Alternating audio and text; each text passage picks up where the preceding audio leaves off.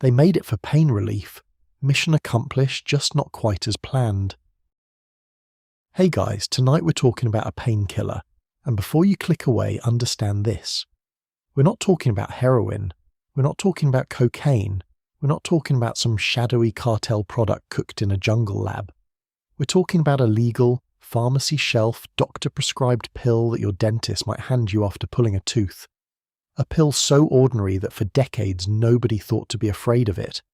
A pill that, right now, is tearing through West Africa with the quiet efficiency of a plague nobody named until it was already everywhere. Its name is Tramadol, and in a region of 400 million people, it has become something that no pharmaceutical company, no government regulator, and no United Nations committee fully predicted. A civilizational drug. Not a party drug, not a rebel drug. A drug that people take to go to work, to survive the day, to feel like a functioning human being in places where being a functioning human being is extraordinarily hard. Here's the number that should stop you cold. In some districts of northern Ghana, surveys found that over 50% of young men between the ages of 18 and 35 use Tramadol regularly. Not occasionally, regularly. That's not a drug problem. That's a demographic reality. That's half a generation chemically dependent on a single white tablet, sold at roadside stalls next to tomatoes and phone credit. Before we continue, subscribe to the channel if you enjoy these stories. Write in the comments where you're watching from and what time it is. I always find it fascinating to see people from around the world united by one story. Now, let's go back to the beginning, because Tramadol didn't start in Africa. It started in a German laboratory in 1962, invented by a pharmaceutical company called Grünenthal. The same company, incidentally, that brought the world thalidomide, the sedative given to pregnant women in the late 1950s that caused tens of thousands of birth defects worldwide. So right from the origin point, Tramadol's family tree has a dark branch, but Tramadol itself at first seemed genuinely useful.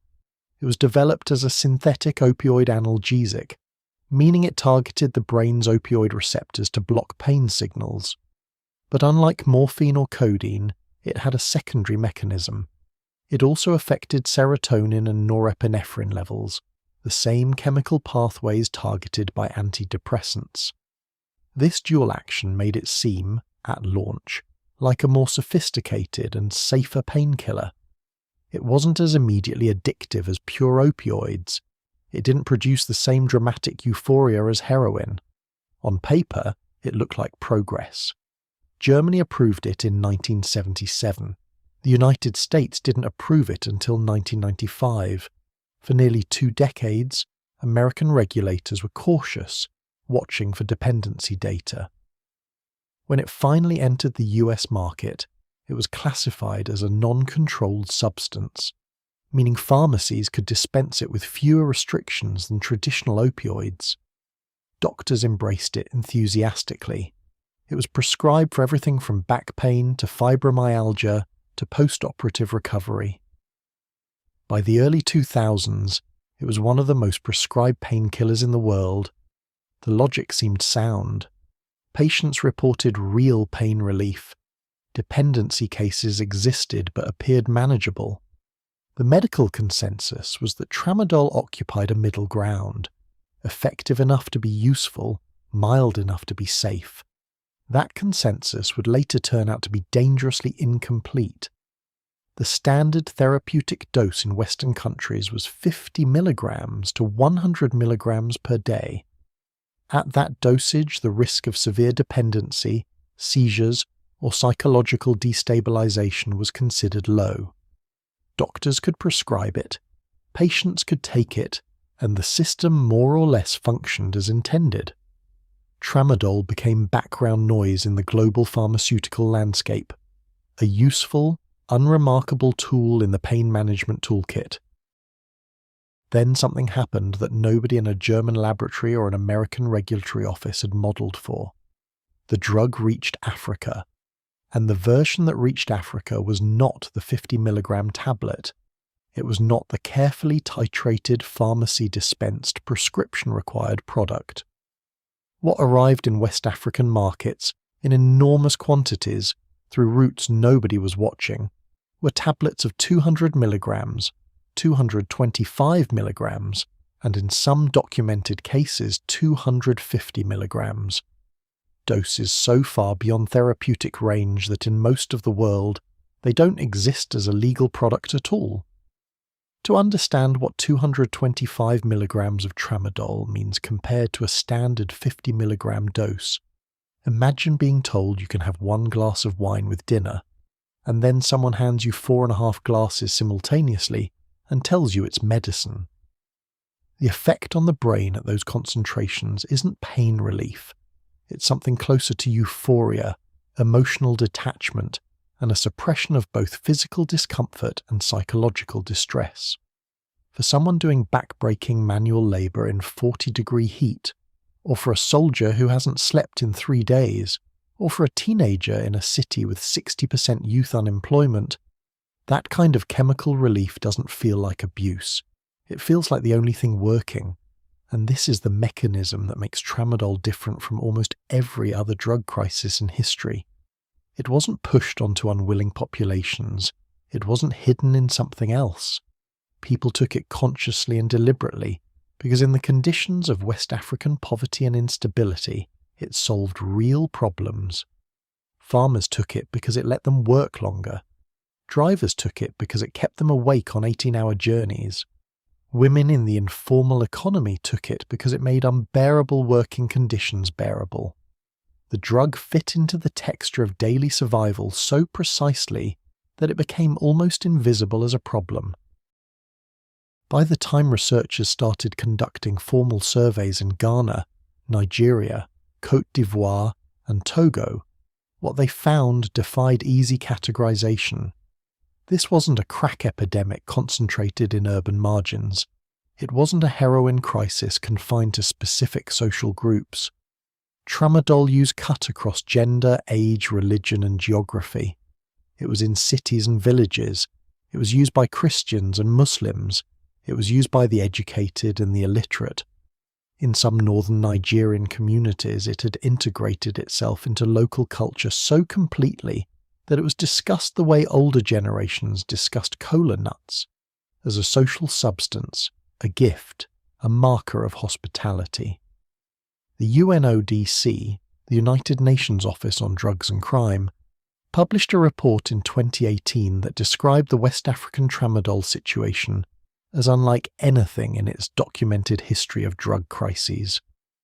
The report noted that while global attention focused on synthetic opioids in North America, an entirely separate opioid catastrophe was unfolding in sub-Saharan Africa, largely unobserved by international media and largely unaddressed by the international response mechanisms built after the heroin crises of the 20th century.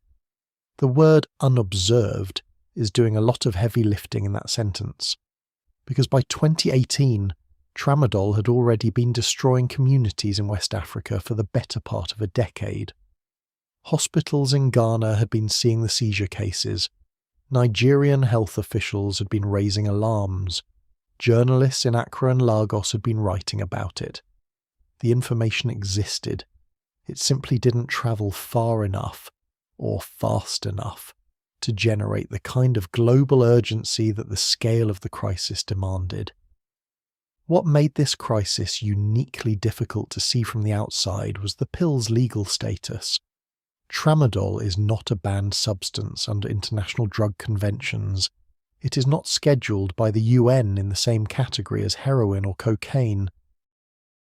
This meant that for years, the enormous shipments moving through global supply chains didn't trigger the same alarms that a cocaine seizure would. Customs officials weren't specifically trained to flag it. Border agencies weren't allocated resources to intercept it. It was, on paper, medicine. Except the doses being shipped to West Africa weren't medicine. They were something the pharmaceutical system had never formally named. A product designed to the specification of addiction without ever being classified as one. The question nobody had answered yet was, who made these pills? Who looked at a continent of impoverished people and deliberately manufactured a product at doses banned in their own country and shipped it specifically there? The answer to that question leads to another continent entirely, and to an industry that had been quietly building an empire in the space between what is legal and what is right. India is the world's pharmacy. That's not a metaphor or an exaggeration. It's a title the country earned legitimately, producing over 20% of the world's generic medicines and supplying drugs to more than 200 countries. When the AIDS crisis devastated Africa in the 1990s, it was Indian generic manufacturers who produced affordable antiretroviral drugs that saved millions of lives.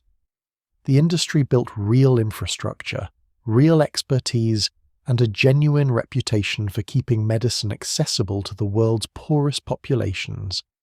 It is one of the most important pharmaceutical ecosystems on Earth, which makes what happened with Tramadol so much worse. Somewhere inside that enormous, mostly legitimate industry, a calculation was made. The calculation wasn't complicated. West Africa had a massive growing market for Tramadol. Western countries had strict regulations limiting dose sizes. Nothing above 100 milligrams was approvable, and even that required prescription controls. But West African regulatory agencies were weak, underfunded, and in many cases easily bypassed. If a manufacturer produced 200 milligrams or 225 milligrams tablets, they couldn't sell them in Europe. They couldn't sell them in North America. They couldn't even sell them legally in India for domestic use, but they could export them. And if the destination country lacked the infrastructure to test incoming pharmaceutical shipments systematically, those tablets would arrive, be sold, and generate enormous profit, with almost zero legal risk to the manufacturer. This was not a single company making a rogue decision.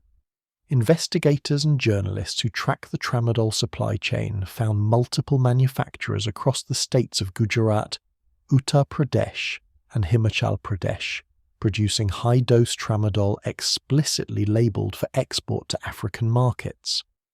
The labels were often in French, targeting Francophone West Africa specifically. Some were in English for the Anglophone markets. A few shipments were documented with packaging that listed fictional or non-existent distributor addresses in the destination countries, a standard tactic for obscuring the final point of sale. The factories themselves weren't hidden. Many operated with valid licenses from India's Central Drug Standard Control Organisation. They paid taxes, they had employees, they submitted paperwork. The license permitted them to manufacture Tramadol. It just didn't specify what dose, and it didn't prohibit export.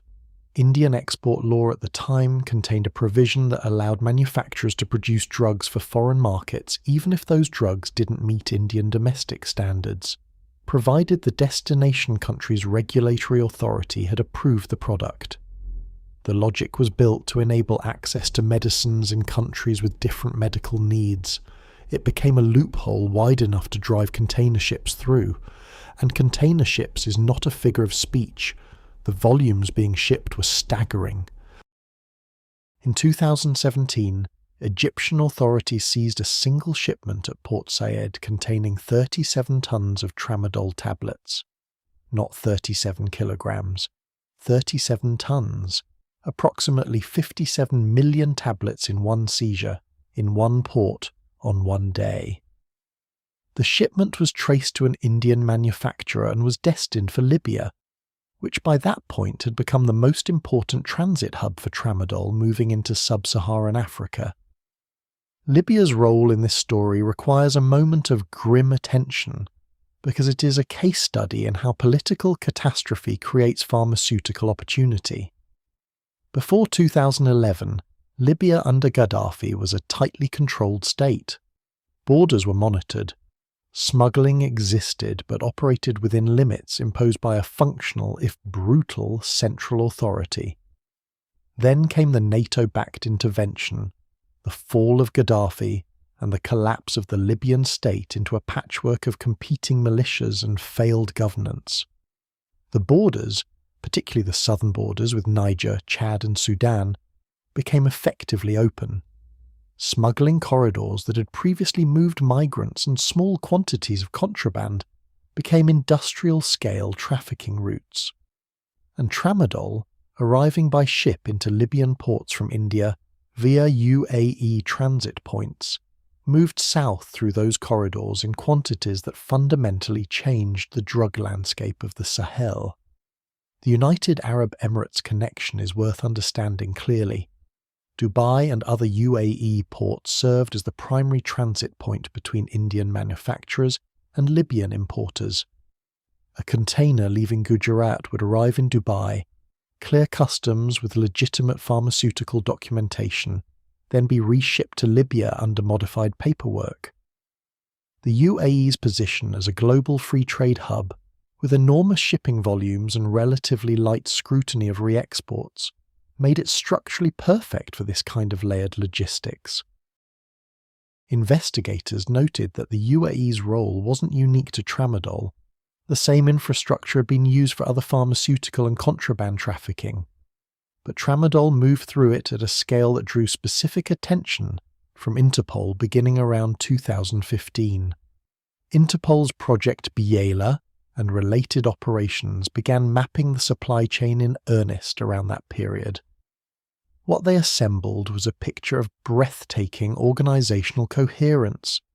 This wasn't chaotic black market improvisation. The Tramadol supply chain from India to West Africa had predictable shipment schedules, established banking relationships, identifiable middlemen in each transit country, and end distribution networks inside West African countries that were sophisticated enough to reach village-level markets. Someone had built this. It had architecture. The financial flows were equally revealing. Tramadol purchased from an Indian manufacturer at wholesale cost might run to a few cents per tablet. By the time that same tablet reached a market stall in northern Ghana or a street corner in Niamey, it sold for between 20 and 50 cents, representing markup multiples that rivaled cocaine's profit margins. Across millions of tablets moving weekly, the revenues were extraordinary. Conservative estimates by UNODC researchers placed the annual Tramadol trade in West Africa at hundreds of millions of dollars. Some estimates went higher.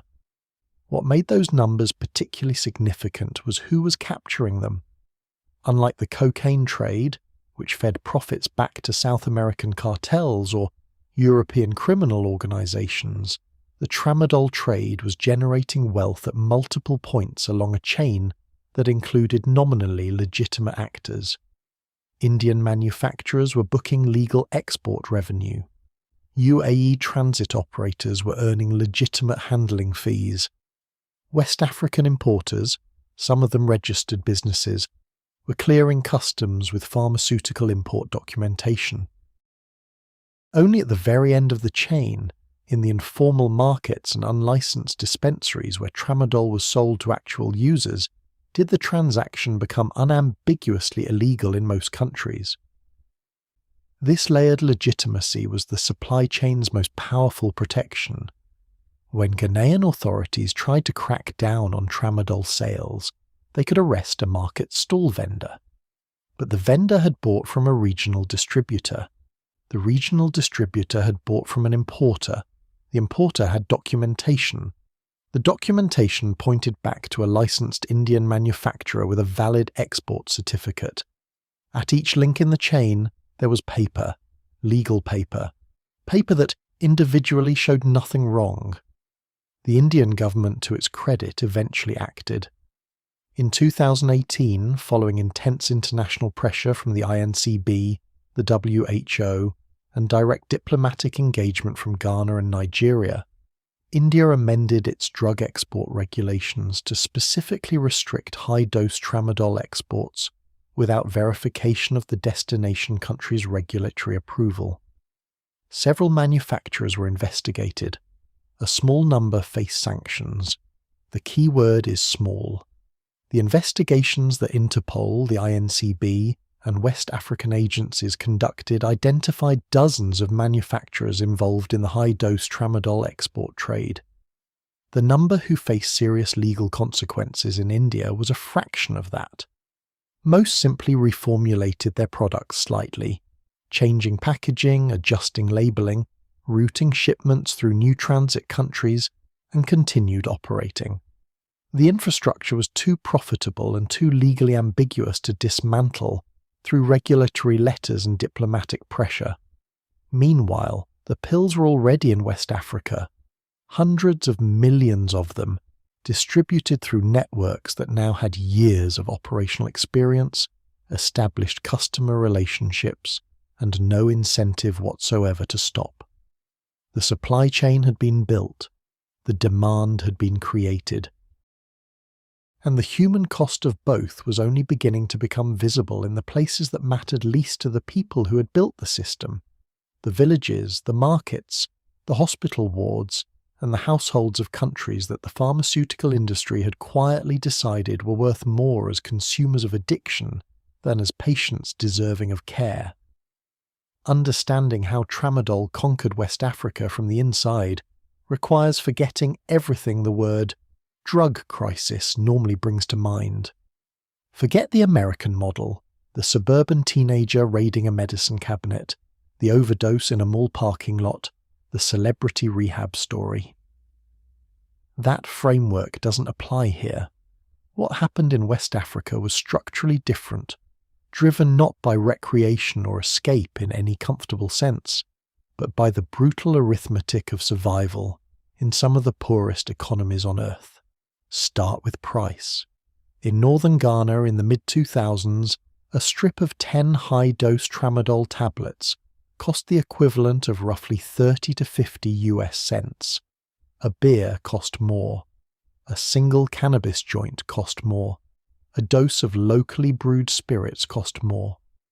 Tramadol was, by a significant margin, the cheapest available substance that produced a meaningful alteration in how a person felt. For daily agricultural labourers earning the equivalent of $2 or $3 a day, this was not a trivial economic fact. It was the entire calculation. But price alone doesn't explain adoption at the scale West Africa experienced. Plenty of cheap substances exist without becoming civilizational dependencies. What tramadol offered that nothing else could match was a specific combination of effects perfectly calibrated to the demands of informal labour economies. It killed physical pain, genuinely, powerfully, for hours. It suppressed fatigue. It reduced anxiety without producing the visible intoxication of alcohol. A man who had taken tramadol could still operate a vehicle, carry goods, conduct a transaction, speak coherently. He didn't smell of anything. His eyes didn't give him away the way cannabis or alcohol would. He could go to work. He could interact with his employer. He could, to all outward appearances, function normally, while internally the drug was doing something that no legal painkiller at prescribed doses was supposed to do, making an otherwise unbearable working day feel manageable. Farmers in the cocoa and yam belts of Ghana and Côte d'Ivoire adopted it first through word of mouth. One worker told another that the pill helped with back pain from hours of bending. That person told 3 more.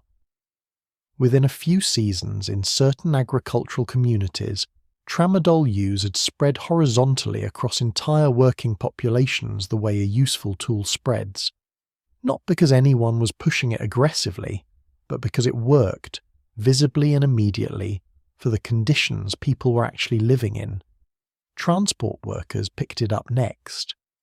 Long-distance truck drivers on West Africa's highway networks, men running routes from Lagos to Abidjan, from Accra to Ouagadougou, sitting behind a wheel for 18 or 20 continuous hours on roads that would qualify as obstacle courses in most countries, found that tramadol kept them awake, suppressed the back pain from hours on broken seats, and reduced the anxiety of a night driving through regions where robbery and militia checkpoints were routine hazards.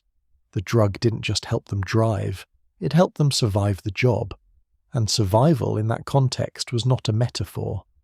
Construction workers, market porters, motorcycle taxi riders, fishermen hauling nets for 12-hour shifts. The pattern repeated across every sector of West Africa's informal economy, which is to say, across the sector that employs the overwhelming majority of the region's workforce. Formal employment with occupational health protections, sick leave, or access to medical care covers a small fraction of West African workers. The rest manage their own pain, their own fatigue, their own physical deterioration, and when something cheap and effective appeared that helped them do that, they took it. The distribution network that grew to serve this demand was a masterpiece of informal economic organization. It didn't require refrigeration, special storage, or medical infrastructure. Tramadol tablets were stable, compact, easy to transport, and could be sold in single-strip quantities that matched the cash flow patterns of daily wage earners. Market women who sold vegetables began keeping strips of tramadol behind their stalls as a secondary product. Motorcycle riders who delivered goods added pill delivery to their routes. In some towns, specific stalls became known. Tramadol points the way certain shops become known for mobile phone credit. Not hidden, not euphemistically described, simply there as part of the commercial landscape. The people who built small businesses around tramadol distribution weren't cartel operatives or criminal masterminds. Many were ordinary traders who saw a high-demand product with reliable supply and added it to their inventory. A woman running a provision stall might buy a bulk quantity from a regional distributor, sell individual strips to her regular customers, and net a profit margin better than anything else she stocked. The economic logic was identical to selling any other high-demand consumer good, except that the product was creating physiological dependency in her customers, guaranteeing repeat business with a reliability that no legitimate product could match. This is where the economics turned predatory. The initial adoption was driven by utility. The sustained consumption was driven by addiction. An addiction, at the scale West Africa was experiencing it, created an economic structure with its own gravity. Communities where tramadol use had normalized saw household spending patterns shift. Families that spent a significant portion of daily income on tramadol had proportionally less for food, school fees, and medical care. The drug didn't simply cost money. It reorganized financial priorities at the household level, the same way any serious addiction does, but across entire communities simultaneously. Researchers who conducted household surveys in high-use districts found patterns that illuminated just how deeply the drug had embedded itself in local economies. Men who were primary earners and regular tramadol users spent an average of 15 to 25% of their daily income on the drug. As tolerance built and dose requirements increased, that percentage climbed. Some households in advanced stages of family addiction were spending more on tramadol than on food. Children's school fees went unpaid. Medical visits were skipped. The household economic floor, already precarious, developed new cracks. The informal credit systems that exist throughout West African market economies began incorporating tramadol debt. Stall vendors extended credit to regular customers for pill purchases, tabs that accumulated and were repaid from wages, creating a debt relationship that further entrenched dependency. A man who owed his tramadol supplier money had strong incentive to keep buying from the same supplier because terminating the relationship meant confronting the debt without the buffer of continued supply. The system self-reinforced at every level. Sex workers in urban centres across the region used tramadol differently, but with equally devastating consequences. At high doses, the drug produced a dissociative numbness that made the psychological burden of the work tolerable. It also suppressed the body's normal responses to physical pain and discomfort, allowing women to work through injuries or illness they would otherwise have been unable to ignore. The drug became occupational infrastructure for a population that had almost no other protection. No labour rights, no medical access, no legal status in most of the transactions they engaged in. Tramadol didn't solve their vulnerability, it simply made it survivable day by day, until the dependency it created became its own form of captivity. Then the surveys reached the hospitals, and the numbers stopped being economic. Pediatric wards in northern Ghana and parts of Nigeria began documenting cases that puzzled staff at first. Children between the ages of 5 and 12 presenting with symptoms that didn't fit standard illness profiles. Irritability, appetite loss, tremors, difficulty sleeping, sudden behavioural regression in children who'd been developmentally normal. The clinical picture only cohered when nurses began asking the right questions about household medicine use and discovered that in numerous cases parents had been giving tramadol to children, not maliciously, but because it was the household's all-purpose analgesic. Child has a headache? Tramadol. Child has a stomachache? Tramadol. Child is crying and the parent doesn't know why? Tramadol. The children presenting in those wards weren't recreational drug users.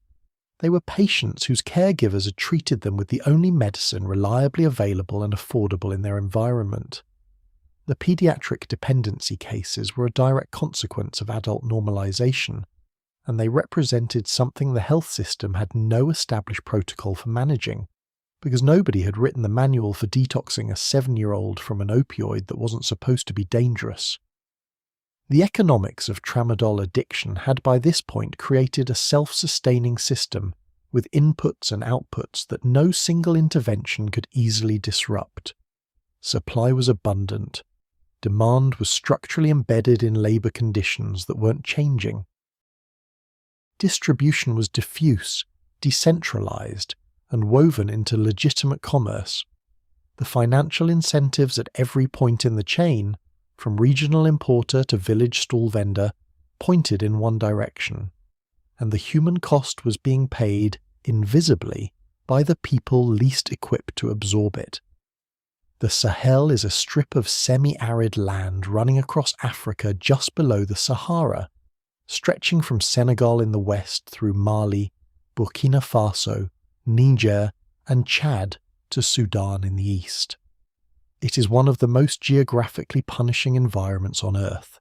Extreme heat, chronic drought, soil that fights cultivation, and distances so vast that state authority dissolves long before it reaches the edges of national territory. It is also, by any serious measure, the world's fastest growing epicenter of armed conflict. More people were displaced by violence in the Sahel in 2022 than in Ukraine. That fact received approximately 1% of the media coverage.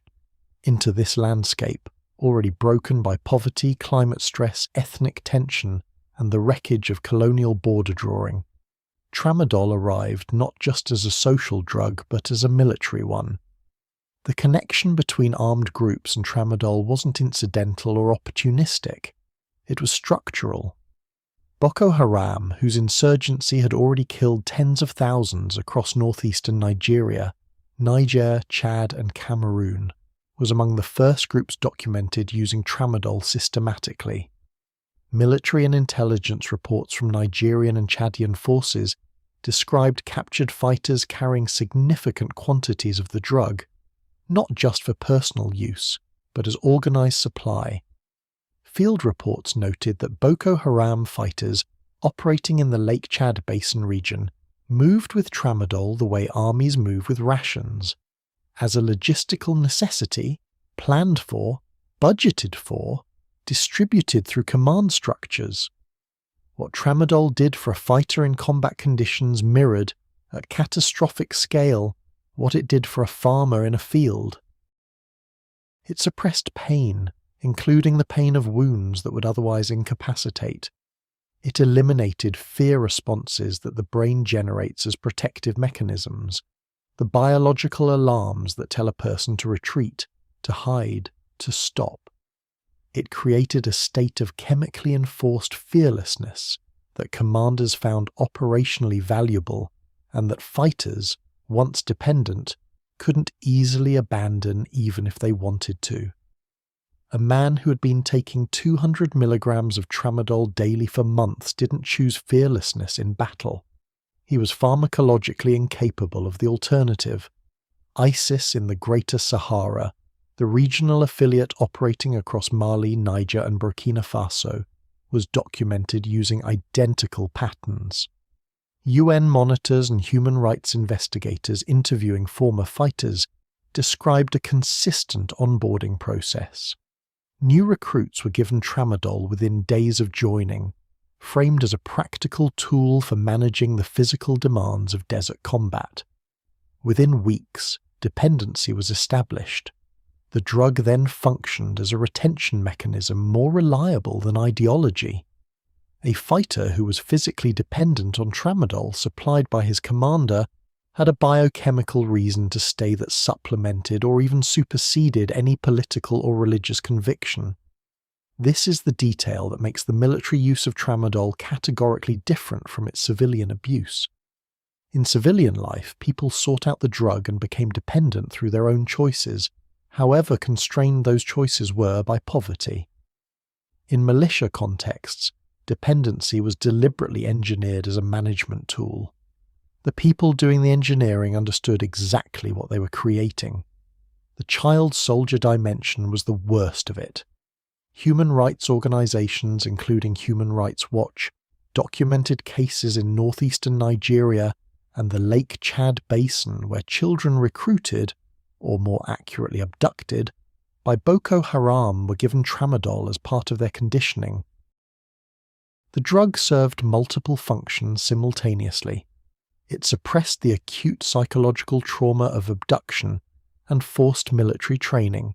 It reduced the likelihood of escape attempts by creating physical dependency that required ongoing supply, and it made children capable of participating in violence they would otherwise have been neurologically and emotionally unable to commit.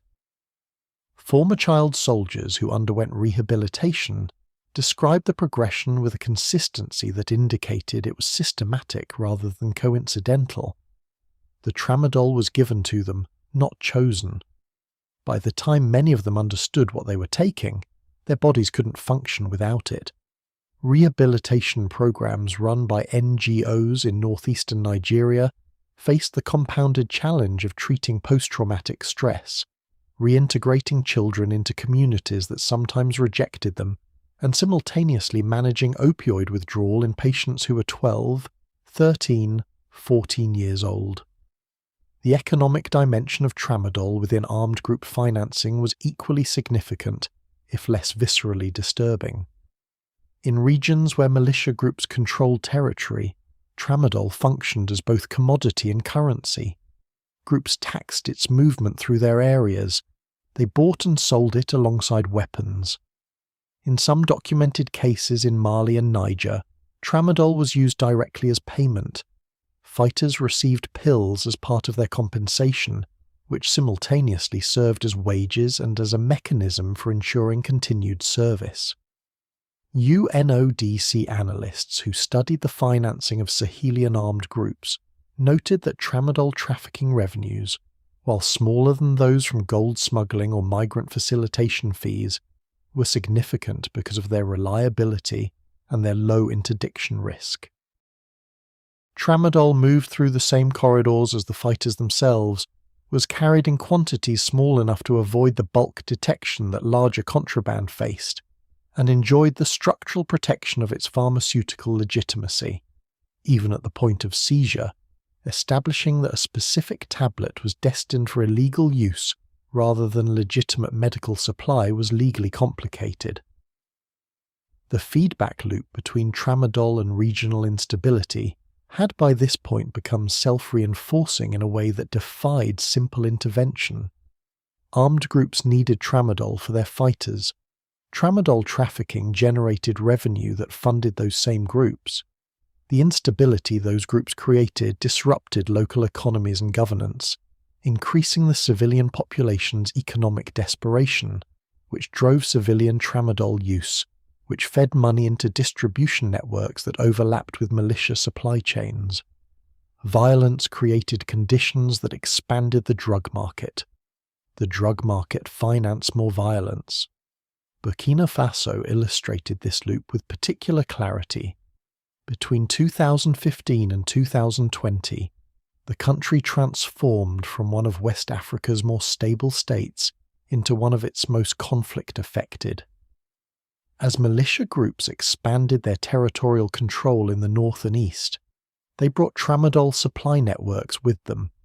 Communities that came under militia influence reported the simultaneous arrival of armed checkpoints and abundant cheap Tramadol, sometimes cheaper than it had been when government authority was intact, because the militia controlled the supply chain and had eliminated the previous distribution costs. For young men in those communities, facing unemployment, displacement, and the daily reality of living under armed groups whose fighters visibly had access to chemical relief, the recruitment proposition was, in its grotesque way, coherent. Joining a militia meant access to Tramadol, access to income, and access to the kind of physical fearlessness that made survival in that environment feel more possible. The drug wasn't just a tool of control within armed groups, it was part of the recruitment pitch to communities already softened by civilian addiction.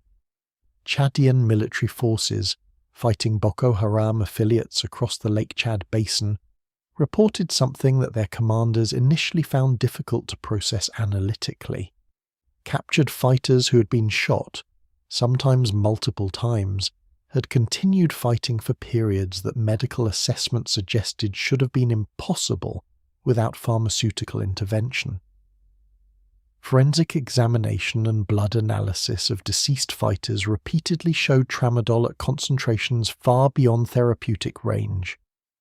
The drug had suppressed pain signals so completely that the body's normal shutdown responses to severe injury were overridden, not indefinitely, but long enough to make these fighters genuinely more dangerous in combat than they would have been sober.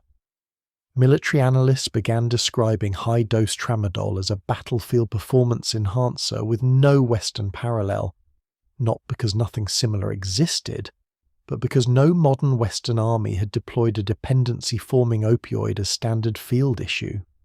The closest historical analogue was the amphetamine use by soldiers in World War II, issued by multiple armies to suppress fatigue and increase aggression. Tramadol in the Sahel was doing something similar, but with the added mechanism of creating chemical loyalty, because unlike amphetamines, which don't produce severe physical dependency, Tramadol withdrawal is agonizing, and the people controlling the supply knew it. By the time international military advisors attached to Sahelian governments began formally incorporating Tramadol's role into their threat assessments, the drug had already been operating as a weapon for years. The reports were written, the findings were circulated, the recommendations were made.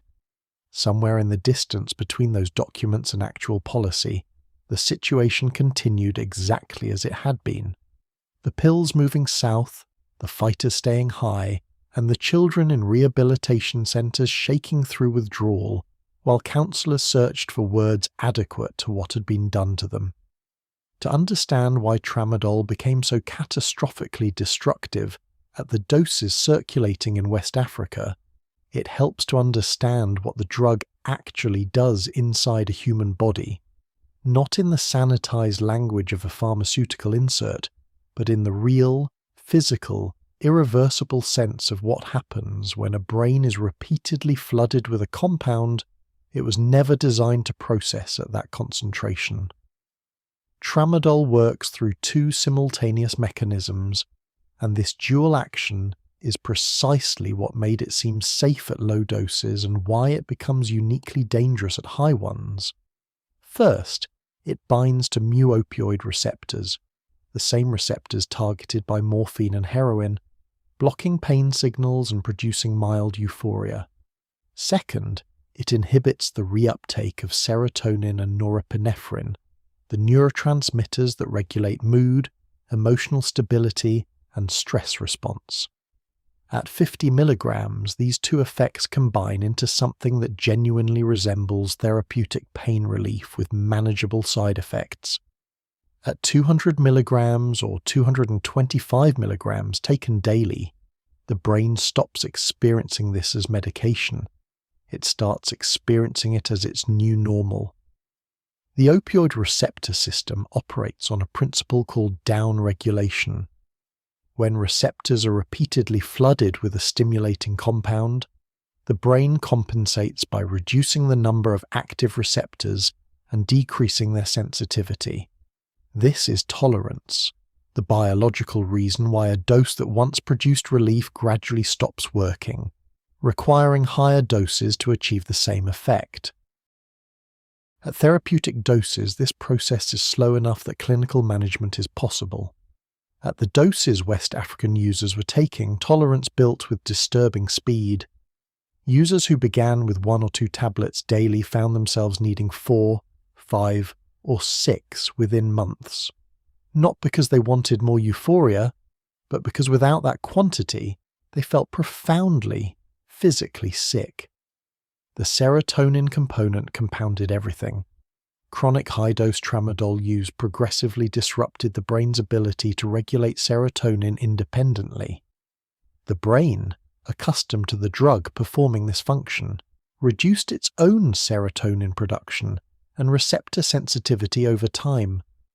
Users who stopped taking tramadol, even briefly, experienced a serotonin crash that produced symptoms indistinguishable from severe clinical depression.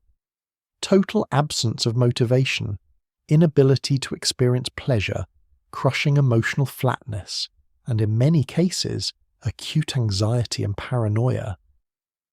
This wasn't withdrawal in the colloquial sense of feeling unwell. It was the brain's entire mood regulation architecture temporarily failing because the chemical it had outsourced that function to was no longer present. Combined, these two withdrawal processes, opioid receptor rebound and serotonin collapse, created a withdrawal syndrome that doctors in West African hospitals described as among the most severe they had encountered for any substance. Physical symptoms included intense muscle cramps, uncontrollable sweating, nausea, vomiting, and a particularly cruel phenomenon called hyperalgesia, a state in which pain sensitivity actually reverses direction, making the body dramatically more sensitive to pain than it was before the person ever took the drug. Someone withdrawing from high-dose tramadol didn't just hurt, they hurt more than they would have hurt without any drug history at all. But it was the seizures that first forced West African clinicians to formally confront what was happening. Tramadol lowers the seizure threshold, a pharmacological property known since the drug's early clinical trials. At standard therapeutic doses in otherwise healthy patients, this risk is considered acceptable and is managed through prescribing guidelines. At 200 milligrams and above, particularly in patients who had been using the drug daily for extended periods, the seizure risk increased substantially, and in West Africa, where many users combined tramadol with alcohol, traditional herbal medicines, or other substances that further affected neurological thresholds, the risk multiplied again. Hospital records from facilities in Accra, Lagos, and Kumasi began showing a pattern in the mid-2000s that initially puzzled emergency physicians. Young men, predominantly between 18 and 35, physically healthy by outward appearance, were arriving in emergency departments with generalized tonic-clonic seizures, no history of epilepsy, no head trauma, no obvious neurological cause. Standard diagnostic protocols produced nothing. Initial working hypotheses included idiopathic epilepsy, infectious encephalitis, and heat stroke. Tramadol wasn't on the differential diagnosis list because nobody had yet established a clinical framework for tramadol toxicity in this patient population. The diagnostic gap persisted for a disturbing length of time. Emergency departments in Ghana's major hospitals didn't have rapid tramadol toxicology screening as standard equipment in the early years of the crisis. Identifying tramadol in a patient's system required specific testing that many facilities lacked. Physicians were treating seizures with anticonvulsants without identifying their cause, which meant patients stabilized temporarily, were discharged, returned to their communities, resumed taking tramadol because nobody had told them it was causing the seizures, and returned to the emergency department weeks later in the same condition. The loop only broke when a small number of clinicians began asking systematic questions about medication use during patient intake and noticed that the term tramadol appeared with statistically improbable frequency in the histories of young men presenting with unexplained seizures. It wasn't a published study that identified the connection first. It was emergency room nurses doing intake assessments, noticing a pattern that the diagnostic system hadn't been designed to catch. A landmark study published in 2019 by Ghanaian researchers finally formalized what clinicians had been observing informally for years. The study analyzed tramadol tablets collected from markets across multiple Ghanaian cities and subjected them to pharmaceutical-grade chemical analysis. The findings were staggering. Tablets labelled as containing 200 milligrams of tramadol hydrochloride showed actual active compound content ranging from 180 milligrams to 310 milligrams per tablet, a variance of more than 70% between the lowest and highest tested samples. Different batches from the same apparent manufacturer showed different concentrations. Tablets that looked identical, carried identical packaging, and were sold from the same market stall could differ in actual potency by a factor that, at those dose levels, represented the difference between a powerful high and a medical emergency. Users had no way of knowing this. A person who had been stable on what they believed was a consistent dose could take the next strip of tablets from a new batch and unknowingly consume 50% more active compound than their system was calibrated for. In a population already pushing the boundaries of what the brain could tolerate, this dosing lottery produced predictable outcomes: seizures, loss of consciousness, respiratory depression, and in a documented number of cases, death. The respiratory depression risk was particularly acute in users who combined tramadol with alcohol, a combination common enough to have its own street-level awareness in some communities, where the two substances were deliberately used together to amplify their respective effects. Tramadol at high doses slows respiratory rate. Alcohol does the same. Combined, they can suppress breathing to the point of unconsciousness and, without intervention, death. The mechanism is identical to the opioid overdose deaths that decimated communities in the United States during its fentanyl crisis. Slower, perhaps, and less dramatically acute, but functionally the same biological process. Long-term neurological damage presented its own separate timeline of consequences. Researchers tracking chronic high-dose tramadol users over multi-year periods found measurable changes in cognitive function, specifically in working memory, executive function, and emotional regulation. These are the capacities that allow a person to plan ahead, control impulsive behavior, and manage complex social and professional situations. Their degradation in a population of working-age adults had effects that cascaded far beyond the individual into household decision-making, parenting quality, workplace productivity, and community social cohesion.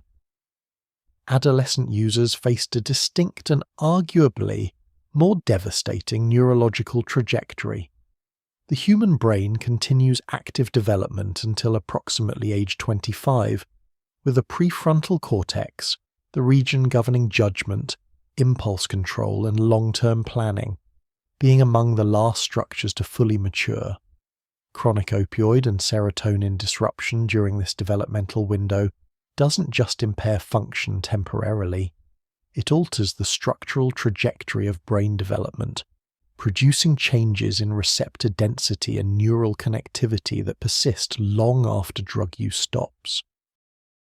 Young people who used high-dose tramadol throughout their teens and early 20s weren't just damaging a mature brain, they were shaping an immature one, determining at a biological level who they would neurologically be for the rest of their lives. The medical system watching all of this unfold was itself a casualty of the same structural poverty that had enabled the crisis. Ghana's doctor-to-patient ratio in the mid-2010s was approximately 1 physician per 7,000 people in urban areas, and far worse in the rural northern regions where tramadol use was highest. Nigeria's public health system, perpetually underfunded relative to the scale of the population it served, had no dedicated addiction medicine infrastructure outside a handful of urban centres. Treatment for opioid dependency, in any form, was effectively unavailable to the vast majority of people who needed it. What existed instead was a population of millions of people whose brains had been fundamentally altered by a drug that was still being sold openly, whose physical health was deteriorating in ways the medical system couldn't adequately diagnose or treat, and whose governments had been aware of the situation for years without producing a response proportionate to its scale. The biology was doing its work quietly and completely, inside skulls, inside neurons, inside the chemistry of a generation, and the institutions that might have interrupted it were, for reasons that had nothing to do with neuroscience, choosing to look in other directions. The warnings came early. That is the fact that makes the institutional failure of West African governments and international bodies so difficult to explain charitably. Not that the crisis surprised them, but that it didn't. The data existed. The alarms were raised. The memos were written, circulated, filed, and largely ignored, while the situation they described continued to worsen at a pace that nobody with access to those documents could reasonably claim not to have anticipated. The International Narcotics Control Board, the UN body responsible for monitoring compliance with international drug treaties, flagged high-dose tramadol flowing into West Africa as early as 2012. The INCB's annual reports for 2013 and 2014 both contained specific language about the anomalous volumes of pharmaceutical-grade tramadol moving through West African ports and the regulatory gaps enabling it. These reports were sent to member state governments, including every affected country in the region. They were not secret documents. They were published, publicly available, and completely ignored by the policy apparatus of almost every government that received them. The WHO added high-dose tramadol to its watch list in 2014, the same year it began formal consultations about whether the drug warranted international scheduling, a process that would place it under the same treaty controls as other opioids, restricting its manufacture and movement under international law. That consultation process took 4 years. During those 4 years, hundreds of millions of tablets continued flowing uninterrupted into West Africa. The machinery of international deliberation moved at its customary pace, while the machinery of pharmaceutical trafficking moved considerably faster. Ghana's Food and Drug Authority was among the most proactive national regulators in the region. Beginning around 2015, the FDA Ghana launched public awareness campaigns, issued warnings to licensed pharmacies, and began conducting market inspections targeting unlicensed tramadol sales. The campaigns were real, and the inspectors were genuine. They were also comprehensively inadequate to the scale of what they were attempting to address. The FDA Ghana had limited personnel, limited laboratory capacity for pharmaceutical testing, and limited enforcement authority in the informal market sectors where the vast majority of tramadol was actually sold. Inspectors visiting registered pharmacies found compliance. The market stalls, the roadside vendors, the motorcycle delivery networks, those operated beyond the practical reach of formal inspection. Nigeria's National Agency for Food and Drug Administration and Control, NAFDAC, conducted higher-profile interventions. Nigeria had the region's largest tramadol market by volume, and NAFDAC's seizures made news. Warehouses raided, shipments confiscated, photographs of officials standing in front of stacked cartons of pills. The seizures were real. Their impact on the overall supply was minimal. For every shipment NAFDAC intercepted, multiple others cleared through ports where inspection capacity was thinner, where customs relationships with importers were older and more financially productive, and where the organizational priority of enforcement was calibrated more to optics than to volume. The customs corruption dimension was not incidental. It was load-bearing.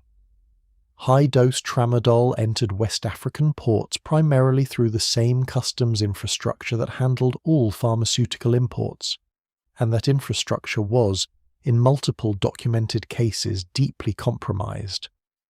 Investigators in Ghana, Nigeria, and Benin identified patterns of systematic bribery at port entry points, where importers paid customs officials to clear pharmaceutical shipments without the standard documentation verification that would have revealed their irregular dose contents. The amounts paid were not enormous. The bribes needed to clear a tramadol container were, by some accounts, in the range of hundreds to low thousands of dollars. The profit generated by a successfully cleared container justified the cost many times over. What made the corruption particularly entrenched was its distribution across multiple levels of the customs hierarchy. It wasn't a few rogue officers taking bribes independently. The payments flowed upward through supervisory structures, creating organizational incentives for the practice to continue, and organizational disincentives for anyone within the system to expose it.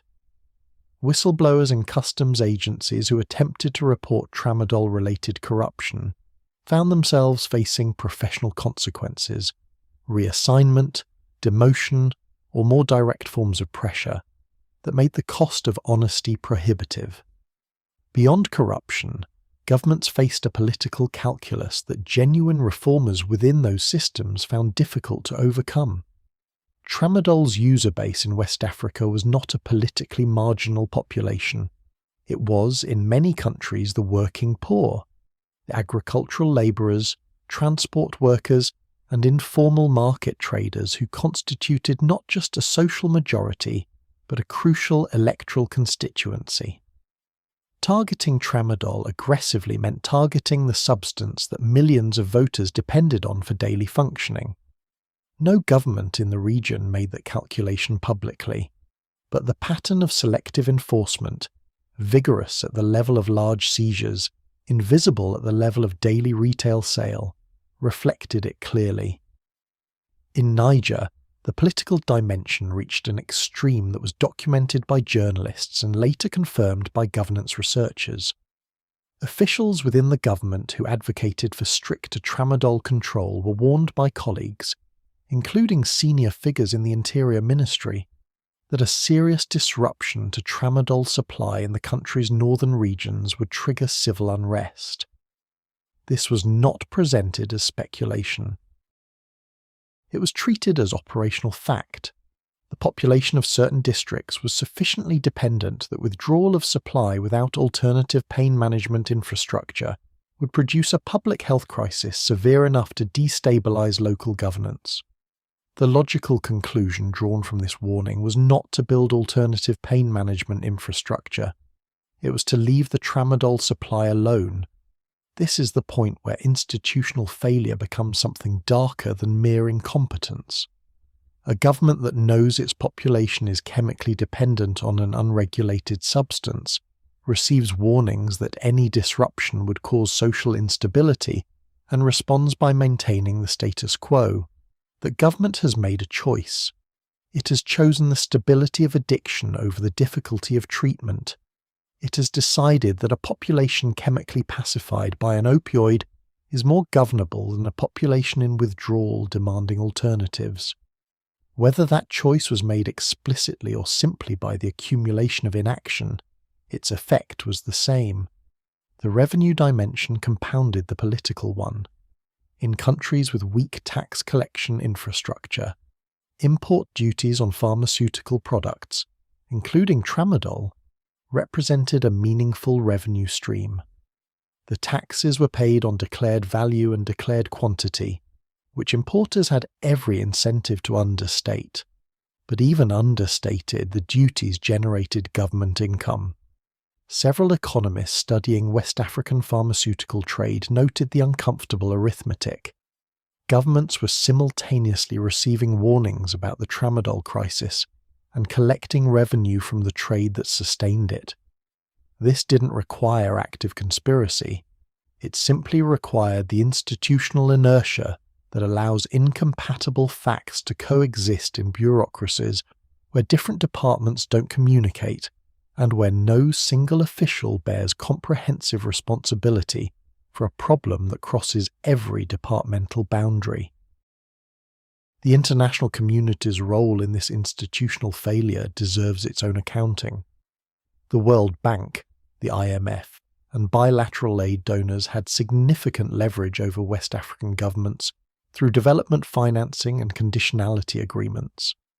Health system strengthening was a stated priority of most major donor programs in the region throughout the period of the Tramadol crisis.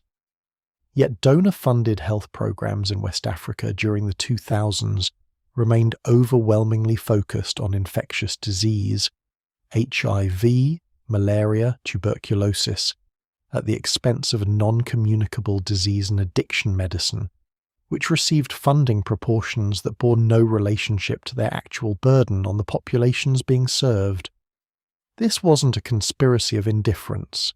It reflected funding structures built in earlier decades for earlier crises, sustained by institutional momentum and donor reporting frameworks that measured success in metrics, vaccination rates, malaria incidence reduction, HIV viral load suppression, that didn't capture addiction prevalence at all. An aid architecture designed to count infectious disease outcomes was structurally invisible to a non-infectious disease crisis, unfolding at massive scale in the same communities. When Ghana finally moved toward a formal high-dose Tramadol import ban in 2019, it did so under sustained pressure from civil society organizations, medical professionals who had spent years documenting the crisis from emergency room floors, and international NGOs that had made the issue a specific advocacy target. The ban, when it came, was real policy with real enforcement intent. What it produced in practice was not the clean resolution its architects hoped for, because by 2019, the infrastructure of Tramadol distribution in West Africa was not a problem that a border policy could solve. It was a problem that had grown roots in every layer of society, economy, and politics, and the governments that had spent years looking away had, in doing so, allowed those roots to reach depths that made removal not a regulatory question, but a civilizational one. There is a particular kind of damage that doesn't show up in emergency room statistics, or seizure counts, or customs seizure reports. It accumulates slowly, in households, in classrooms, in the developmental trajectories of children growing up inside an addiction crisis they didn't choose and couldn't name. This damage is harder to measure than tablet volumes or trafficking revenues. It is also, by any meaningful assessment, the most consequential dimension of what Tramadol did to West Africa, because it didn't just harm a generation, it shaped the next one. The mechanism began at the household level, in the ordinary domestic logic of poverty. In communities where Tramadol had become the default analgesic, cheaper than any pharmacy alternative, more available than any clinic, it functioned as the household medicine cabinet. Headache, fever, toothache, menstrual pain, the general physical misery of bodies worked hard in difficult conditions. All of it was managed with Tramadol, because Tramadol was there and nothing else reliably was. When children in these households got sick, parents did what parents everywhere do. They reached for what was available. The doses given to children were typically smaller than adult doses, calibrated by intuition rather than pharmacology, because no prescription guidance existed and no medical professional was involved in the decision.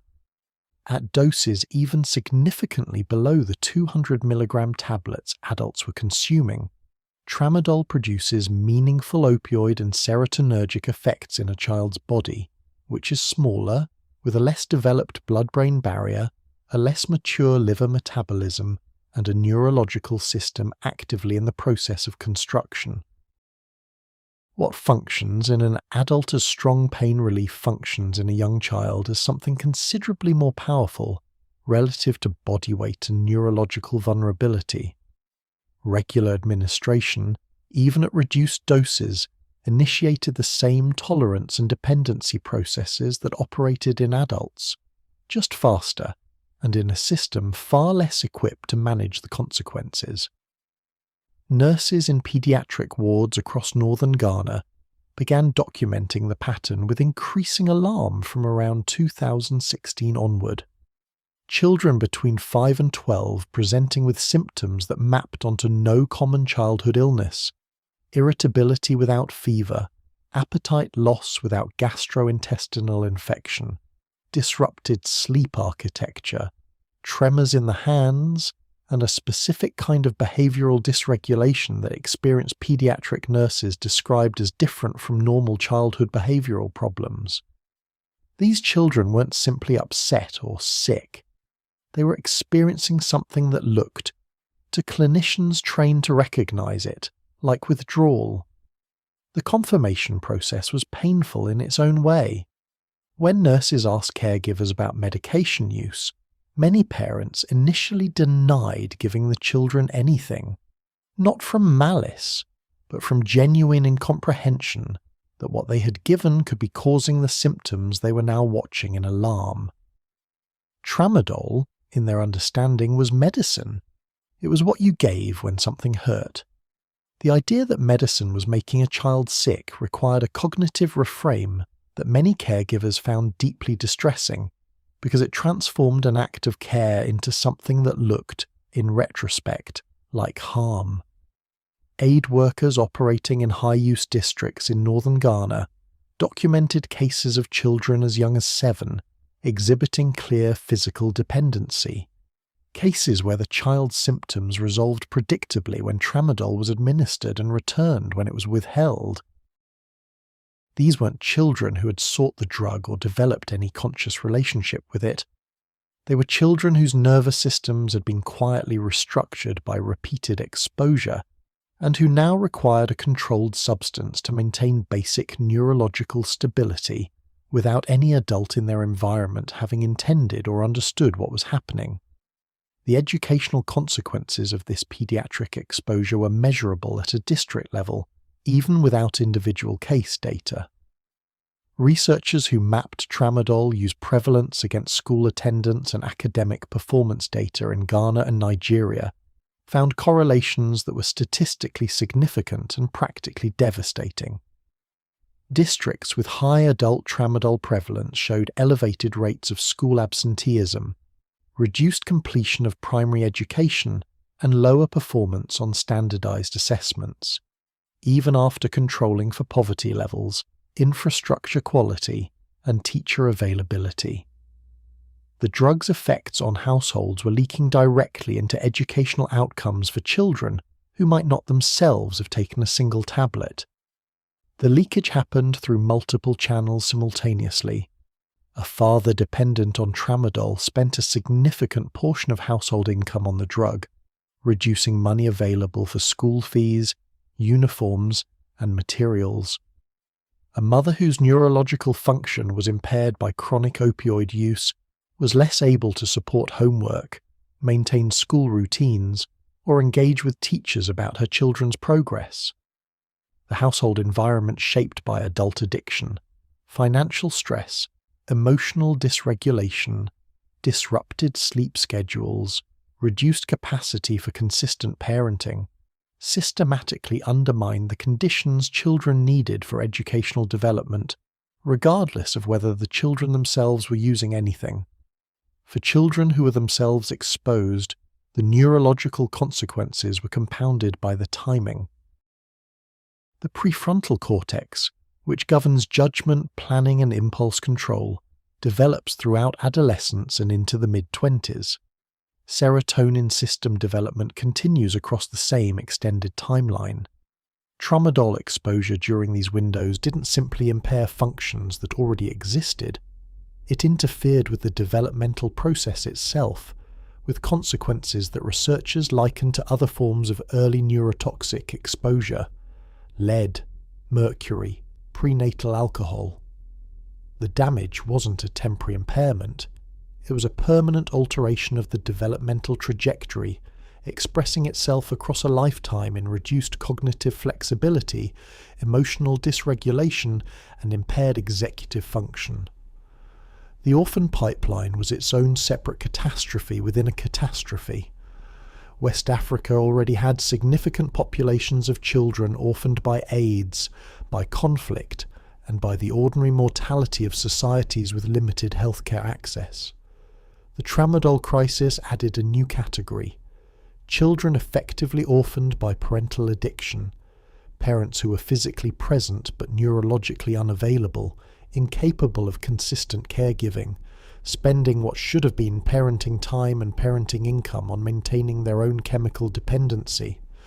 Extended family networks, which traditionally provide the social safety net in West African communities, found themselves absorbing these children at scales that strained even those robust communal structures.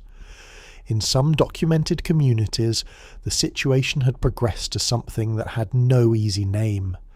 Entire households where the adults were dependent, the older children were beginning to use, and the youngest children were exhibiting signs of secondary exposure, not through deliberate administration, but through environmental contact, shared living spaces, and the simple reality that in a household where tramadol is omnipresent, it is not always carefully secured from small children. Health workers describing these households used language that usually appeared in reports about the most severe stages of other drug crises, the kind of language that signals a problem has moved beyond individual intervention into the territory of community-level collapse. The rehabilitation infrastructure available for any of these children was, measured against the need, essentially non-existent. Ghana had a small number of addiction treatment facilities, concentrated in the Greater Accra area, designed primarily for adult patients. Nigeria's addiction treatment capacity was similarly urban concentrated and adult-focused. Neither country had developed protocols specifically for pediatric opioid dependency, because until the Tramadol crisis made it undeniably necessary, pediatric opioid dependency at this scale simply hadn't existed as a clinical category in the region. What existed instead were individual clinicians, pediatricians, nurses, social workers, improvising protocols based on adult addiction medicine literature, adjusting doses of supportive medications they weren't certain were appropriate for children, and operating without the specialist backup that managing opioid withdrawal in a developing nervous system genuinely required. Some children stabilized, some didn't. The ones who didn't stabilize cleanly returned to communities where the substance that had made them sick was still freely available, where the household conditions that had exposed them hadn't changed, and where the likelihood of re-exposure was not a theoretical risk, but a structural certainty. The generation growing up inside the Tramadol crisis in West Africa was being shaped by it in ways that would express themselves for decades, in mental health outcomes, in educational attainment, in economic productivity, in parenting capacity when those children eventually became parents themselves. The compound interest of neurological damage accumulates across generations. And the crisis that was doing this damage was not, by the time these consequences were becoming visible, a crisis that the governments or institutions responsible for those children's futures were addressing with anything resembling the urgency the situation demanded. Ghana moved first. In early 2019, following years of civil society pressure, mounting hospital data, and international advocacy that had finally reached the threshold of political inconvenience, Ghana's Food and Drug Authority announced a formal ban on the importation and sale of Tramadol above 100 milligrams. The announcement was covered in regional media, welcomed by health advocates, and treated in certain international circles as a model of decisive national drug policy. It was, in the language of policy documents and press releases, a watershed moment. What happened next was not in the press releases. Within weeks of the ban's announcement, the price of Tramadol in northern Ghanaian markets doubled. Within 2 months, it had tripled in some areas. The tablets didn't disappear. The supply chain had too much momentum, too many invested actors, and too much geographic depth to be severed by a regulatory announcement. What disappeared was the cheap, semi-legitimate, quasi-pharmaceutical product that had been sitting openly on market stalls. What replaced it was the same pill, now moving through channels that were faster, less visible, more expensive, and entirely controlled by people with no interest in product consistency or user safety. The people hit hardest by the price increase were not the largest users or the most economically resilient ones. They were the poorest, most deeply dependent, most medically vulnerable members of the user population, the agricultural labourers, the elderly chronic pain patients, the women in the informal economy who had organised their entire daily functioning around a substance that now cost 3 times what it had a month ago. For casual or moderate users, tripled prices were painful but manageable. For people in advanced stages of physical dependency, they represented a physiological crisis with immediate consequences. Withdrawal began appearing in volume across communities that had no medical infrastructure to manage it. Rural clinics in Ghana's northern regions, facilities that in many cases were staffed by a single nurse, covering a catchment area of thousands of people, with medicine supplies that arrived irregularly and laboratory capacity that didn't exist, suddenly faced patients presenting with severe opioid withdrawal symptoms, convulsions, psychosis, extreme pain, dehydration from vomiting, and in several documented cases, cardiac events triggered by the physiological stress of abrupt withdrawal from long-term high-dose opioid use. The nurse managing a rural clinic in Ghana's Upper East region didn't have methadone. She didn't have buprenorphine. She didn't have the opioid substitution therapies that form the backbone of withdrawal management in countries with functional addiction medicine infrastructure. She had paracetamol, oral rehydration salts, and, if she was lucky, a limited supply of diazepam for seizure management. She improvised. Every clinician in that situation improvised. Some patients survived the improvisation, some didn't, and their deaths were recorded as cardiac events or seizures, rather than as casualties of a policy intervention that had created a withdrawal crisis without creating the healthcare capacity to manage it. The crackdown's second major consequence was market restructuring in a direction nobody who designed the policy had intended. Before the ban, Tramadol distribution in West Africa was largely controlled by pharmaceutical importers, regional traders, and small-scale market vendors. People embedded in commercial networks that, while operating outside strict regulatory compliance, were not primarily criminal organizations. They were business people exploiting regulatory gaps, not cartel operators. The distinction mattered enormously because business people exploiting gaps respond to regulatory pressure by finding new gaps, while criminal organizations respond by building infrastructure specifically designed to defeat enforcement. The price spike created by the crackdown produced profit margins that attracted precisely the organizations with the capital and the operational capability to build that defeating infrastructure. Criminal networks that had previously focused on cannabis trafficking, artisanal gold smuggling, or human trafficking looked at Tramadol's new economics, a product with inelastic demand, a user base that couldn't simply stop consuming, and profit margins that had tripled overnight, and made a straightforward business decision. They moved in. Interpol and West African security agencies documented the transition with uncomfortable clarity.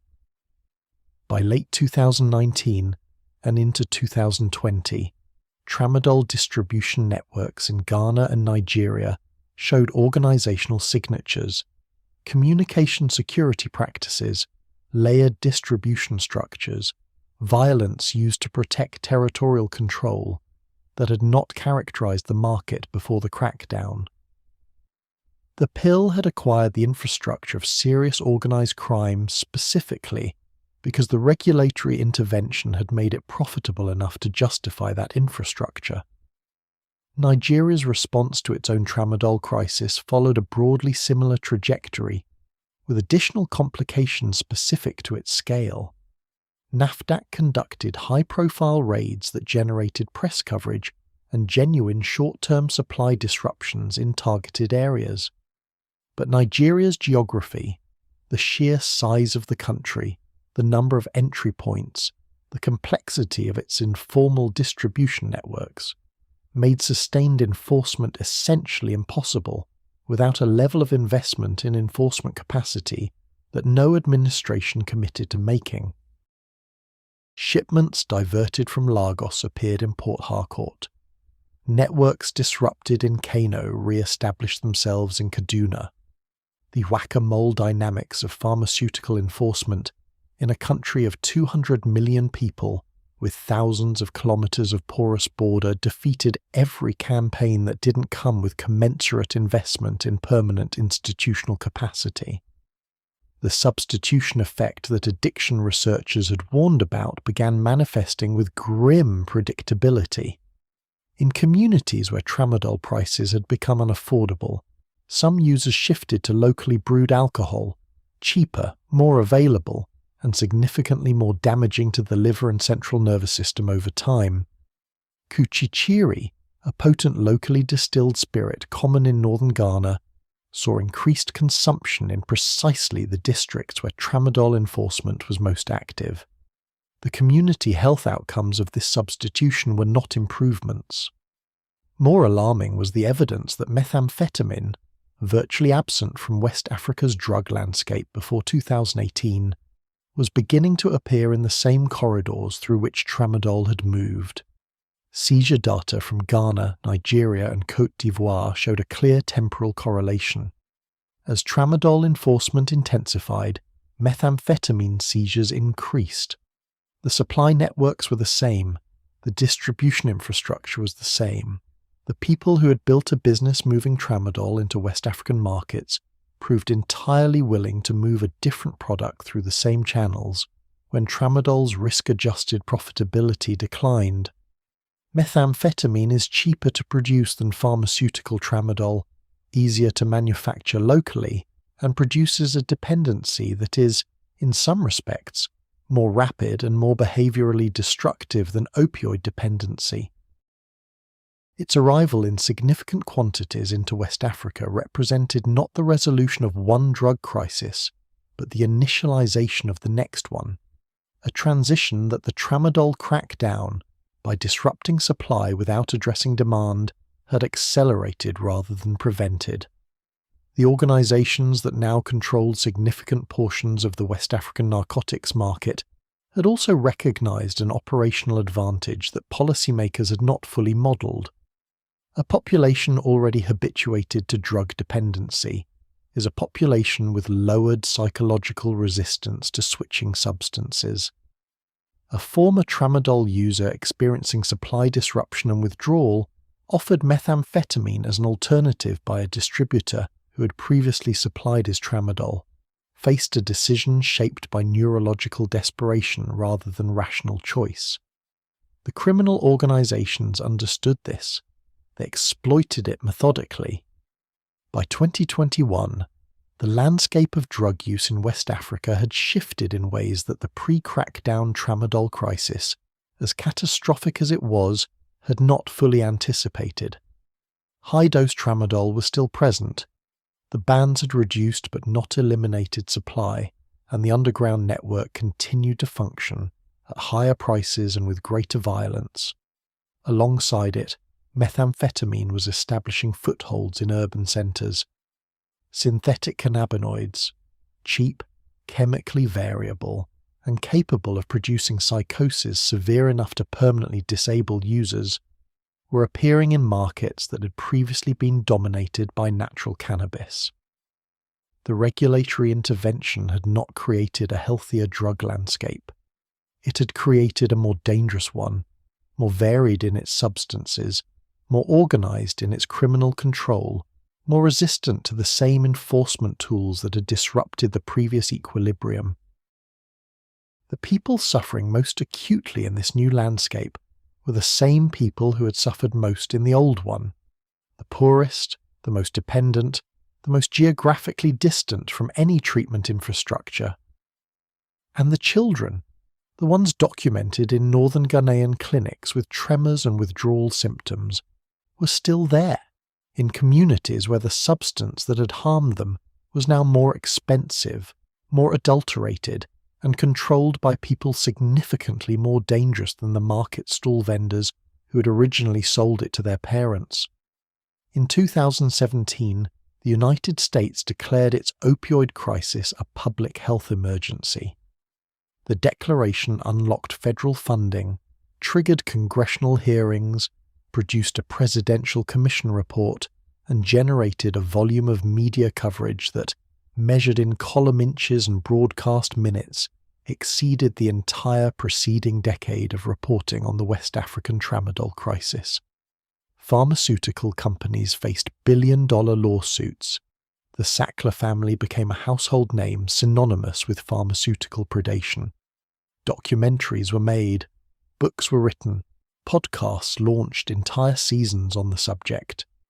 The American opioid crisis became, in the full sense of the phrase, a cultural reckoning.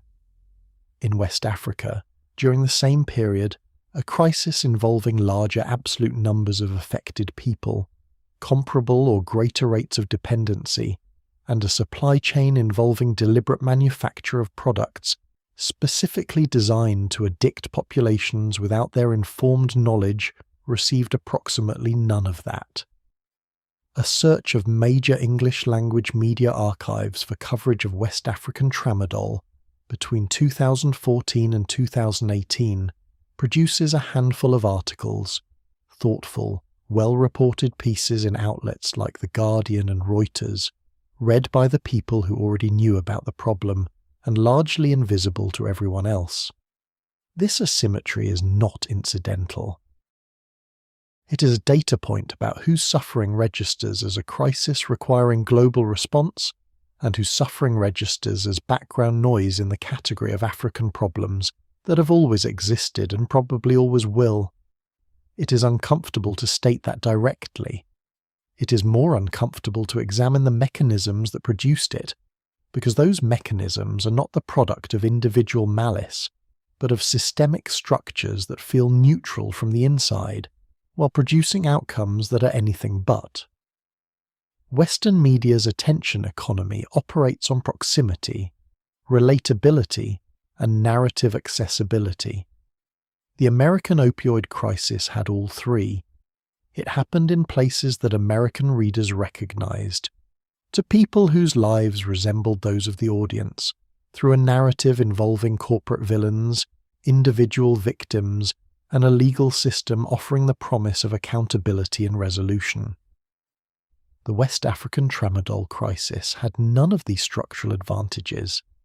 It happened in places that most Western readers couldn't locate on a map, to people whose daily lives were entirely outside the experiential reference points of the average news consumer in London or New York, through mechanisms, pharmaceutical export loopholes, colonial-era regulatory gaps, post-colonial governance failures, that resisted the clean villain-victim narrative that makes a crisis legible as a story worth following. The international public health architecture compounded the media silence with its own form of structural blindness. The global drug control system, built through the UN conventions of 1961, 1971, and 1988, was designed primarily around the threat of plant-based and synthetic narcotics, moving from producing countries to consuming countries in the global north. Its enforcement mechanisms, its treaty obligations, its funding priorities, and its political attention were all calibrated to that directional model. Tramadol in West Africa ran in the opposite direction, a product manufactured in the global south, exported to another part of the global south, consumed by populations in the global south. The system had no institutional reflex for this.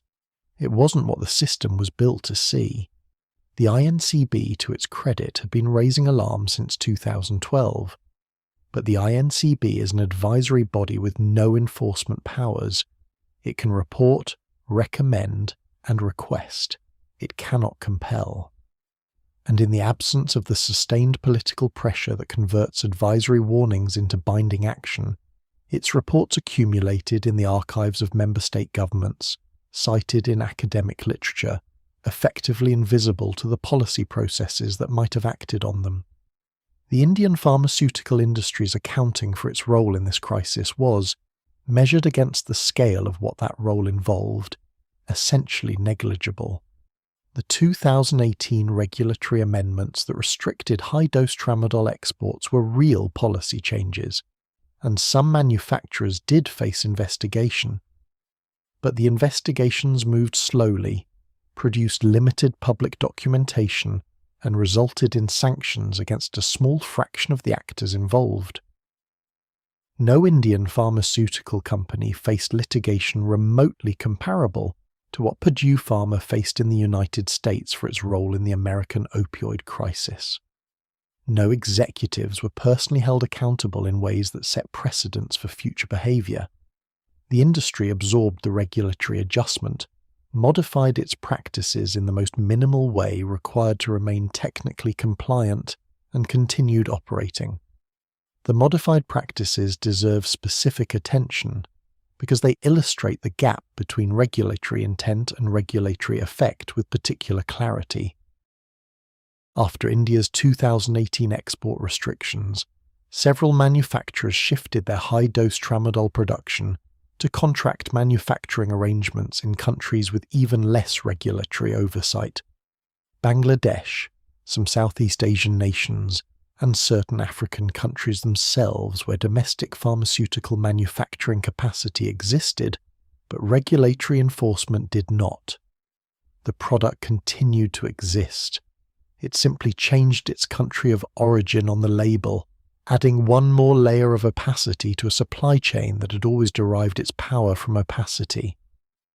The UN's decision on tramadol scheduling, after the 4-year consultation process that began in 2014, produced a recommendation in 2018 that the drug be placed under international control. The Commission on Narcotic Drugs, which must ratify INCB and WHO recommendations, voted on this proposal and rejected it. The rejection was driven primarily by lobbying from pharmaceutical industry representatives and from governments of countries where tramadol remained an important legitimate medical product, who argued that international scheduling would create supply disruptions for patients with genuine pain management needs. The argument had merit for legitimate therapeutic doses. It was applied to block controls that would have specifically targeted the high-dose formulations being manufactured exclusively for markets where they served no therapeutic purpose. The vote happened in Vienna, in a committee room. The consequences played out in villages across Ghana, Niger, and Burkina Faso, in pediatric wards and rural clinics and malicious supply chains, at a distance from the committee room so vast that the people casting the votes and the people living with the outcomes might as well have inhabited different planets. What the world had chosen through its collective inaction was not neutrality. Inaction in the face of a documented ongoing harm is a choice, and its consequences are as real as those of deliberate policy. The choice the international community made about tramadol in West Africa was to allow a pharmaceutical crisis affecting tens of millions of people to continue largely unaddressed because the people experiencing it lack the political, economic and media leverage to make their suffering sufficiently inconvenient to those with the power to act. The current reality in West Africa, as of the mid-2000s, is not a post-crisis landscape. It is a mid-crisis one that has evolved in complexity without resolving in scale. High-dose Tramadol remains available in informal markets across the region, at higher prices and through more dangerous distribution channels than before the crackdowns. The dependency it created in the generation of users who began taking it in the 2000s is a permanent neurological fact that bans and seizures cannot reverse. The children who are exposed during their developmental years carry the consequences in their biology, their educational trajectories, and their emotional regulation capacities. Consequences that will shape their adult lives and, through their parenting, the lives of their children. The Sahelian armed groups that integrated Tramadol into their operational logistics have diversified their pharmaceutical supply without abandoning opioid use as a tool of fighter management. The corruption networks built to facilitate Tramadol importation have been repurposed for other contraband, demonstrating their durability beyond any single product. The Indian manufacturers who built their export business on high-dose Tramadol have found new products and new markets, operating within modified regulatory frameworks that constrain them less than they were supposed to.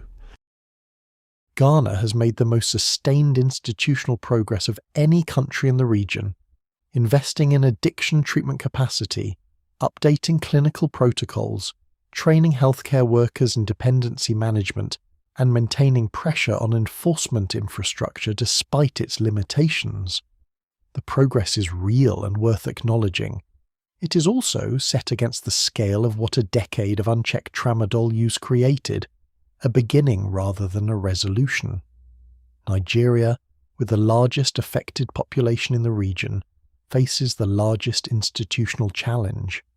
A healthcare system structurally underfunded relative to its burden, enforcement capacity that cannot cover the geographic and economic complexity of the country's drug markets, and political dynamics that have historically favoured optics over sustained intervention.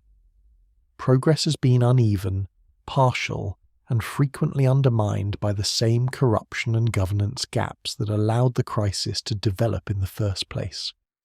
The generation now entering adulthood in West Africa is the first to have grown up with Tramadol as an ambient feature of their social landscape, as normal as alcohol in other societies, as embedded as cola nuts once were, as structurally present as poverty itself. Their relationship with the drug, and with the dependency culture it created, will define addiction patterns in the region for decades. The substitution drugs now arriving, methamphetamine, synthetic cannabinoids, novel psychoactive substances, will layer new crises onto the neurological and social foundation that Tramadol built. None of this was inevitable. At every stage of this story, in the Indian factories where the pills were manufactured, in the UAE transit hubs where the shipments were rerouted, in the Libyan corridors where they moved south, in the West African customs offices where they were waved through, in the UN committee rooms where scheduling was voted down, in the newsrooms where the story was left uncovered, choices were made. Some were made by calculating actors pursuing profit. Some were made by institutions following procedural inertia. Some were made by individuals who weighed inconvenience against harm and chose inconvenience for themselves. The people who paid for all of those choices were not in the factories, the transit hubs, the committee rooms, or the newsrooms. They were in the fields and the markets and the clinics and the homes. They were the farmer who took a pill because his back hurt and nothing else was available. They were the child whose parent gave her medicine without understanding what medicine does to a developing brain. They were the boy in a rehabilitation centre in northeastern Nigeria, 14 years old, shaking through withdrawal from a drug he was given by a man with a gun, trying to remember what it felt like to be himself before the pills. That boy exists. He is not a metaphor. And the world that created the conditions for his existence has not yet decided, with any seriousness, what it owes him.